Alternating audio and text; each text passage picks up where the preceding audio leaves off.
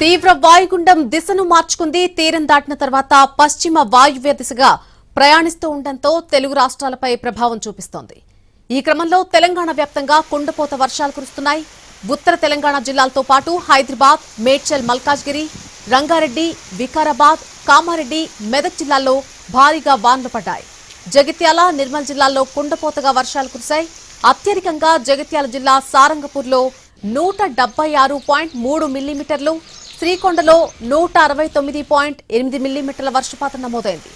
నిర్మల్ జిల్లా లింగాపూర్లో 140.3 మిల్లీమీటర్ల వర్షపాతం నమోదు కాగా పొన్కల్, మామ్డా, అక్కాపూర్లో భారీ వానలు పడ్డాయి.